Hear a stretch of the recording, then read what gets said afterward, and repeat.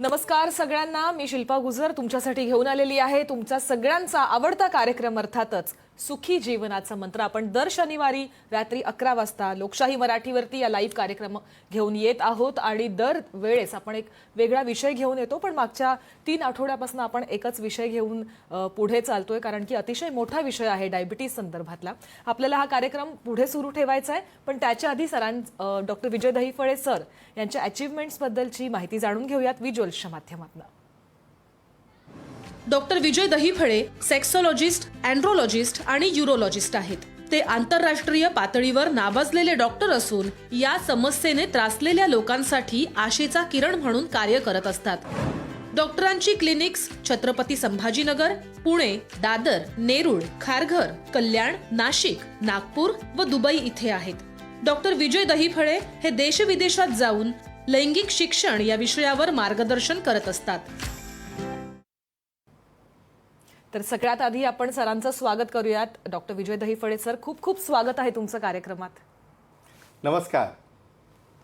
तर आजचा आपला विषय आहे स्त्री पुरुषांमधली कमजोरी आणि डायबिटीज। काय करायचं गेल्या 2 आठवड्यांपासून, आजचा 3रा आठवडा आहे, आपण या डायबिटीज बद्दल बोलतो आहोत सर। आणि खूप मोठा वास्ट विषय आहे तो, 2 एपिसोड 3 एपिसोड मध्ये, म्हणून आपल्याला तो एक्सटेंड करावा लागला आपल्या दर्शकांच्या मागणीवरून। नक्कीच, कारण की सरांशी बरेच पेशंट्स ओपीडीच्या मार्फत बोलत असतात, मेलवरती बोलत असतात, फोनवरती सांगत असतात काय समस्या आहे, आणि तुमच्या मनातले जे विषय असतात तेच सर या लोकशाही मराठीच्या माध्यमातून पुढे आणतात। आणि डायबिटीज बद्दल आपण गेल्या 2 आठवड्यांपासून बोलतोय। विषय संपणारा नाही, कारण की डायबिटीज आपण बघतो प्रत्येक घरामध्ये एक व्यक्ती तरी आहे जिला डायबिटीज आहे। मग या डायबिटीजचा तुमच्या शरीरावरती काय परिणाम होतो त्याच्याबद्दल आपण मागच्या 2 आठवड्यांमध्ये बघितलं।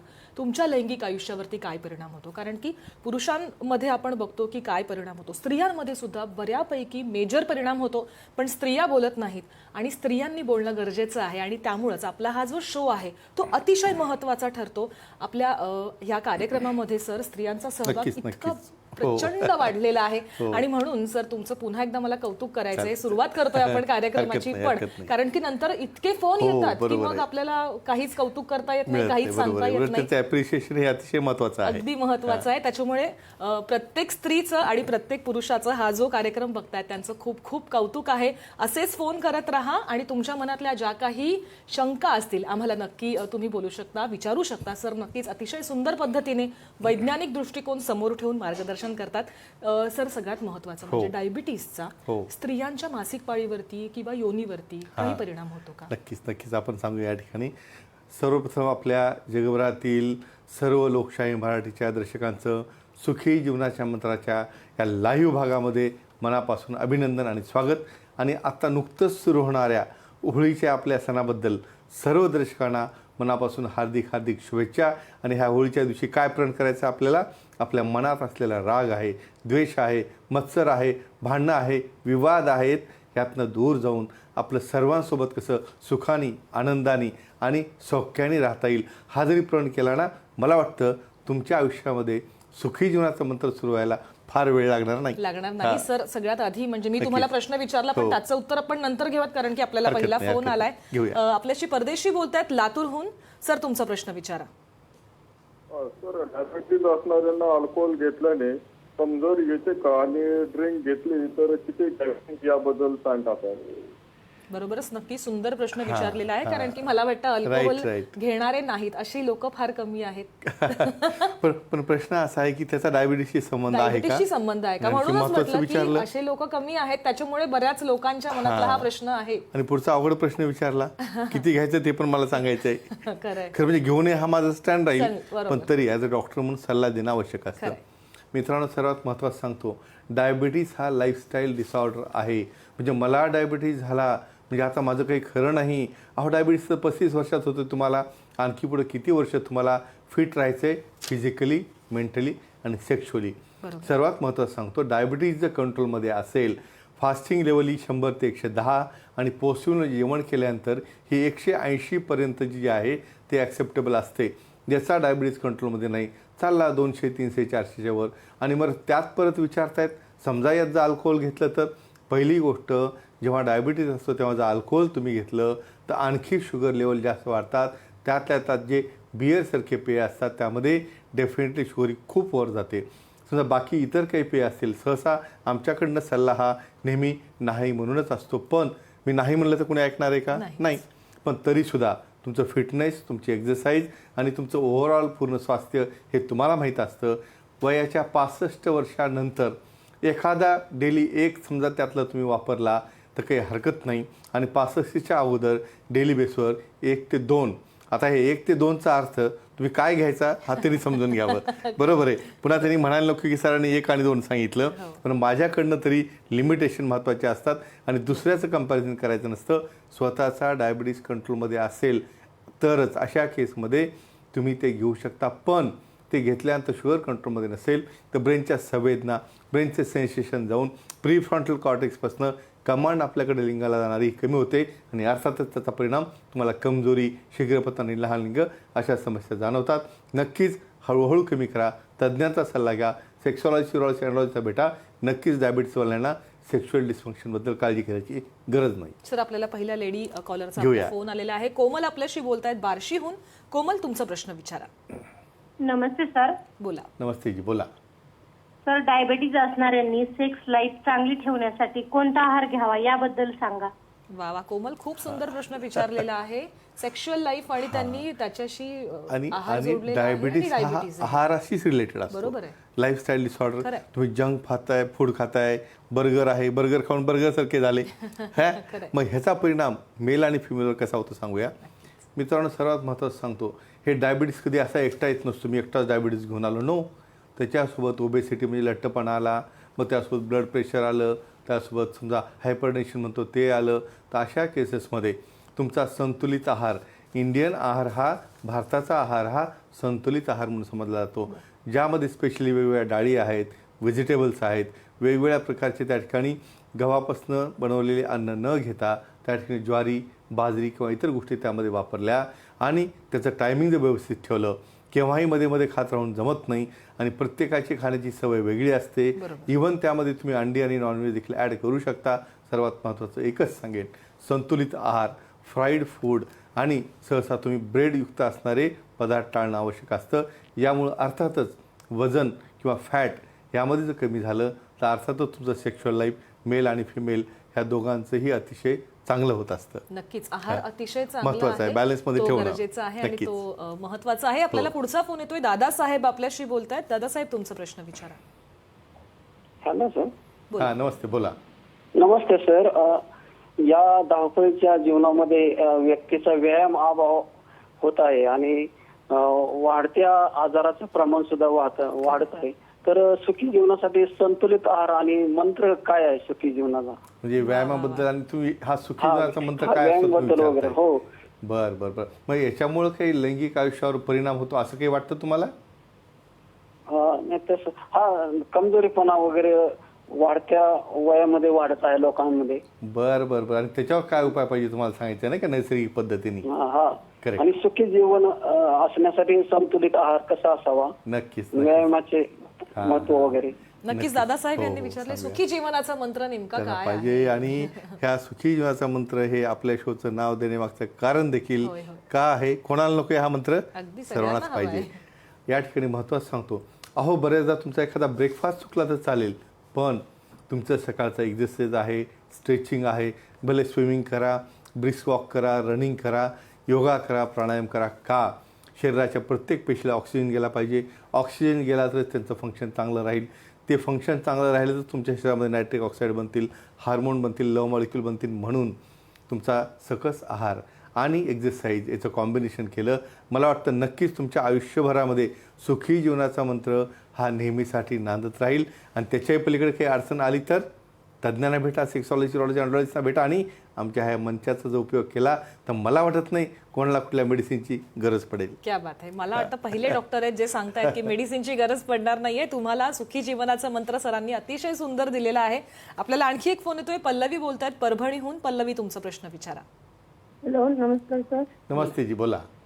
Sir, happy Holi. होळीच्या खूप खूप तुम्हालाही खूप खूप धन्यवाद आणि तुमच्या सर्व परिवाराला आमच्या लोकशाही मराठीतर्फे मनापासून होळीच्या सर्वांना शुभेच्छा. Thank you sir. सर, माझा प्रश्न असा आहे की डायबिटीज असणाऱ्यांनी स्मोकिंग केली तर त्याचा सेक्सवर काही परिणाम होतो का आणि ते कशामुळे त्याबद्दल माहिती सांगा. नक्कीच पहा. सुंदर सुंदर प्रश्न म्हणजे विचारलेला आहे. स्मोकिंग बऱ्याचदा तुम्हाला वाटत असेल की फक्त माणसं स्मोकिंग करतात. नाही नाही स्त्रिया तुम्ही समजा सुद्धा बाहेर जर करतात, पाहिलं आणि हे बघा खांद्याला खांदा लावून तुम्ही सगळीकडेच ॲक्टिव्ह आहात, तुम्ही एन्जॉय केलं पाहिजे, पण येतो त्यामध्ये, त्याला मर्यादा काय असते सांगूया. बरोबर. Yes. हे बघा डॉक्टरांनी जरी तुम्हाला पाहिलं, तुम्हाला डायबिटीस आहे, सांगितलं की बाबा आता तुम्हाला हे स्मोकिंग बंद करायचं आहे, पण मी सहसा बंद म्हणण्यापेक्षा हळूहळू तुम्ही कमी करा असं का म्हणतो की आपण एखादी गोष्ट जेव्हा बंद करायचं म्हणतो ना, मग आणखी त्यामध्ये इंटरेस्ट वाढायला चालू वाढायला लागतो, होतो. बरोबर. म्हणून एखादी हळू गोष्ट नको करू म्हटलं तर माणसं जास्त पण ही सायकॉलॉजी आपल्याला पाहावी लागते. डायबिटीस तर कंट्रोलमध्ये आणाच आणि स्मोकिंग का कमी करा. ह्या स्मोक्समध्ये टोबॅको, बऱ्याचदा या ठिकाणी निकोटीन आहे, सायनाईड आहे, कार्बन मोनॉक्साईड आहे, अशा अनेक विषारी पदार्थ असतात. यामुळं काय होतं, वाहिन्यांची रक्तलवचिकता कमी होते. मेल असो फिमेल असो, लिंगाकडे किंवा अवयवाकडे जाणारा प्रवाह कमी होतो, व्यास कमी होतो, त्याचं इन्फ्लमेशन होतं, नायट्रिक ऑक्साईड त्या ठिकाणी बनत नाही आणि अर्थातच त्या ठिकाणी कमजोरी येते. म्हणून एका वाक्यात सांगेन, डायबिटीस तर कंट्रोलमध्ये पाहिजेच, पण त्याबरोबर हे व्यसनं हळूहळू कमी करा, तुमचं फिटनेस ठेवा. नक्कीच प्रत्येक डायबिटीसवाला आपलं पर्सनल लाईफ लाईफपर्यंत लॉंग टर्मपर्यंत एन्जॉय करू शकता. आणि त्यात काही अडचण आली, तज्ज्ञ आहेत ना सेक्सॉलॉजिस्ट, ऑन्टॉलॉजिस्ट, त्यांचा सल्ला घ्या. नक्कीच त्यांना काळजी करायची गरज नाही. नक्कीच व्यसन लोक करतात पण ती हां, पण कमी प्रमाणात. लिमिटमध्ये. आणि आपली प्रत्येकाचं फिटनेस वेगळं हो, असतं. बरोबर. तो असा करतो म्हणून मी असं करणार, असं कसं कंपॅरिझन करायची नसतं. गरज नाही. नक्कीच आपल्याला आणखी एक फोन येतोय. राहुल माने आपल्याशी बोलतायत अहमदनगरहून. राहुल, तुमचा प्रश्न विचारा. नमस्कार सर. नमस्कार जी राहुल, बोला. सर, होळीच्या तुम्हाला मनपूर्वक हार्दिक हार्दिक शुभेच्छा. धन्यवाद तुम्हाला राहुलजी, आणि तुझ्या परिवाराला देखील आमच्या लोकशाही मराठीतर्फे होळीच्या शुभेच्छा. धन्यवाद सर. सर, मला असं विचारायचं आहे की डायबिटीजमुळे प्रायव्हेट पार्टमध्ये इचिंग होते का, आणि ते होऊ नये म्हणून काय काळजी घ्यावी याबद्दल सविस्तर माहिती सांगा सर. नक्कीच म्हणजे सुंदर प्रश्न विचारले हायजीन राहुल यांनी. म्हणजे बरोबर, हे दोघांसाठी, मेलसाठी फिमेलसाठी. आपण या ठिकाणी जे काही बोलतो ते एकट्यासाठी नसतं. बरोबर. का? कारण ही क्रिया एकट्याला करायची का? नाही. दोघांची इन्व्हॉल्वमेंट असते. बरं, का होत असेल असं? हे बघा, शुगर तुमची जर 200-250च्या वर गेली तर काय होतं, टिश्यू हिलिंग कॅपॅसिटी जाते, त्या अवयवाचा फ्लो जातो, सप्लाय जातो. मग काय होतं, इव्हन पुरुषांमध्ये तर बऱ्याचदा त्या समोरची स्किन बंद व्हायला लागते, त्या ठिकाणी क्रॅक जायला लागतात, त्या ठिकाणी इन्फेक्शन होतं, बऱ्याचदा व्हाईट कलरचं फंगल इन्फेक्शन देखील होत असतं. त्याच पद्धतीने फिमेलला देखील होत असतं, त्या ठिकाणी इचिंग होणं, क्रॅक्स जाणं. तर सर्वात महत्त्वाचं सेक्शुअल हायजीन. तुमचा चेहरा जसा सुंदर असतो ना मेकअप केल्यासारखा, सेम तुमचाच ऑर्गन आहे तो, तुमचाच असल्यामुळे तुम्हालाच त्याचं अट्रॅक्शन वाटलं पाहिजे. तुम्हाला जर स्वतःला अट्रॅक्शन वाटलं तर पार्टनरला वाटेल. म्हणून त्याचं स्वास्थ्य ठेवा. जरी डायबिटीस असेल, कंट्रोलमध्ये आणा. त्या ठिकाणी शेविंग आहे, प्रॉपर क्लिनिंग आहे, वॉशिंग आहे, सुती कपडे वापरणं आहे, ओले कपडे न घालणं आहे. कारण मुंबईत हा फार मोठा प्रॉब्लेम आहे. रेनी सीझनमध्ये तुम्हाला कपडेच वाळत नाहीत, सुकत आणि मग याच्यामुळं स्किन इन्फेक्शन वाढतं. आणि विचार करा, समोरच्याला इन्फेक्शन असेल तर तुम्हाला काही होईल इच्छा जवळ जायची अजिबात नाही. म्हणून डायबिटीसवाल्यांना ही काळजी घ्यायची असते. आणि खरंच चांगली ट्रीटमेंट घेतली आणि व्यवस्थित क्लीन ठेवलं तर नक्कीच तुम्हाला काळजी करायची गरज नाही. ते देखील कंट्रोलमध्ये नॉर्मली राहू शकतात. नक्कीच सर, खूप सुंदर उपयुक्त माहिती हो, तुम्ही हो. दिलेली आहे. कारण की बऱ्याचदा नक्कीच, इचिंग होते नक्कीच पण होतं, लोक होतं. त्याच्याकडे दुर्लक्ष करतात. आणि याच्यामुळे आणि खूप दुसऱ्या साधी कारणं असतात त्याच्यासाठी. आणि त्याच्यामुळे एकाला आणि दोघांना इन्फेक्शन होतं ना, मग एकाला ट्रीटमेंट देऊन उपयोग आहे का? नाही. नक्की सर, आपल्याला आणखी एक फोन येतोय. निशा आपल्याशी बोलतायत. निशा, तुमचा प्रश्न विचारा. नमस्कार डॉक्टर. हां, नमस्कार जी, बोला. सर, स्त्रियांमध्ये डायबिटीस असेल तर युरिन इन्फेक्शन होते का, आणि त्याचा सेक्स लाईफवर काय परिणाम होतो का, आणि ते कसे टाळावे त्याबद्दल सांगा सर. नक्कीच निशाजी, अतिशय उत्तम आणि छान प्रश्न विचारलाय तुम्ही. कारण की मला वाटतं बऱ्याच स्त्रियांच्या मनात हा प्रश्न असेल. कारण डायबिटीज आपण बघतोय आता काही स्त्री पुरुष बघून येत नाही, फार कॉमन आहे हे. तुम्ही खूप फार फार महत्त्वाचं common. वाक्य हो, बोलले. हो, हार्मोन्स आहेत, स्ट्रेस आहे, सगळ्यांना फॅमिली हिस्ट्री देखील असते, हेरिडिटरी पण असते. पण ह्यांचा प्रश्न काय, इन्फेक्शन होतं का? आणि हे पुरुषांनी समजून घ्यायला पाहिजे. होय. हे पुढची गोष्ट सांगतो की माझ्या पार्टनरला इन्फेक्शन आहे का, काही इचिंग आहे का, पेन होतो का, काही माहीत नाही, मला ती क्रिया करायची आता असं नसतं. काय असतं माहिती का, डायबिटीसमध्ये हायपोटोनिया, ब्लॅडर जर असेल त्याचं कॉन्ट्रॅक्शन कमी होतं. फिमेलची युरेथ्रा छोटी असते, त्या ठिकाणी काही स्टिक्चर झालं, मियाटल स्टेनोसिस झालं, त्याच ठिकाणी शुगर वाढल्यामुळं तिथं क्रॅक जात असतात. क्रॅक गेल्यानंतर परत इन्फेक्शन, मग तेच इन्फेक्शन रिट्रोग्रेड पद्धतीने ब्लॅडरमध्ये जा, किडनीमध्ये जा. म्हणून स्त्रियांमध्ये डायबिटीस जास्त काळजी का घ्यायला लागते, तर त्या ठिकाणी ओलसरपणा राहणं, इन्फेक्शन होणं, इन्फेक्शन असेन होणं, अशा गोष्टी असतात आणि अर्थातच याचा परिणाम सेक्स लाईफवर होतो. तुम्हाला जर पेन झाला, वेदना झाली, तुम्ही त्यामध्ये इन्व्हॉल्व का होणार नाही. आणि प्रिव्हेंट कसं करायचं, डायबिटीस कंट्रोल ठेवा, लोकल हायजीन ठेवा आणि आमच्या सुखी जीवनाच्या पद्धती पुस्तकामध्ये अतिशय छान माहिती दिलेली आहे. आणि सरांना वेळ भेटला तर नक्की त्यांना भेटा, कारण की तुमच्या मनातले जे काही प्रश्न असतात, ज्या काही शंका असतात, मित्रमैत्रिणींशी तुम्ही बोलू नाही शकत, पार्टनरशी तुम्हाला बोलता येत नाही, आई वडिलांशी तर बोलूच नाही शकत, त्याच्यामुळे डॉक्टरांना भेटा आणि तुमच्या मनातले प्रश्न विचारा. सर आपल्याला आणखी एक फोन येतोय, आदित्य मोरे आपल्याशी बोलतात पुण्याहून. आदित्य, तुमचा प्रश्न विचारा. नमस्कार सर. नमस्ते जी, बोला. सर तुम्हाला आणि मॅडमला होळीच्या खूप खूप शुभेच्छा. धन्यवाद. धन्यवाद तुम्हाला देखील. तुम्हालाही खूप शुभेच्छा. सर माझा प्रश्न आहे, डायबिटीज असणाऱ्या मुलींसोबत लग्न करू शकतो का, आणि केलं तर प्रेग्नेन्सी होते का, आणि त्याचा पुढे जाऊन बाळावर काही परिणाम होतो का? वा आदित्य, म्हणजे कौतुक पण आहे आणि त्यांच्या मनातला प्रश्न किती महत्वाचं आहे. स्वतःचं लाईफ, मिसेसचं लाईफ आणि होणाऱ्या बाळाचं लाईफ. आणि ही प्रॅक्टिकल स्थिती आहे. मुलींना लग्नाअगोदरच डायबिटीस होत आहे सध्या, आणि अशा मुली नाकारल्या जातात, आणि हे होणं आपल्याला थांबवायचं आहे इथं. बरोबर. मित्रांनो, तुम्हाला सांगतो, पहिली गोष्ट तुम्ही एक सांगा, हेच जर लग्न झाल्यानंतर झालं तर तुम्ही एकमेकाला सोडून देता का नाही. एक महत्त्वाची गोष्ट सांगतो, जरी तुमच्या पार्टनरला डायबिटीस आहे माहीत असेल, आणि अजिबात हे लपवून नका, आणि लग्नामध्ये हे कॉमनली पाहिलं जातं. तुम्ही लग्नाच्या अगोदर एंगेजमेंट होताना तुम्हाला डायबिटीस आहे, BP आहे सांगत नाही, आणि त्यानंतर जी तुमची भांडणं चालू होतात ना, किंवा एकमेकाला फसवलं असं म्हणताना, असं होऊ देऊ नका. निसर्गाचा भाग आहे, तुमच्या शरीराला काही होऊ शकतं. महत्त्वाचं, जरी डायबिटीस असेल कंट्रोलमध्ये आणा, त्याची ट्रीटमेंट घ्या. तुम्ही जर त्यांना व्यवस्थितपणे ट्रीट केलं, सेक्शुअल लाईफवरही परिणाम होणार नाही. नक्कीच डायबिटीसमुळं प्रेग्नन्सी व्हायला अवघड जातं, कारण ओव्ह्युलेशनवर परिणाम होत असतो, पण तज्ञांना भेटून प्रॉपर हार्मोनल थेरपी दिली ते बाळ देखील चांगलं होतं. आणि महत्त्वाचं, डायबिटीस जर समजा आईवडिलांना आहे तर मुलांना तो व्हायलाच पाहिजे किंवा होतोच असं अजिबात नसतं. म्हणून लाईफस्टाईल डिसऑर्डर का म्हणतो, जेनेटिक फॅक्टर सोडून त्याला इतर फॅक्टर देखील रिस्पॉन्सिबल असतात, म्हणून त्यांनी काळजी करायची गरज नाही.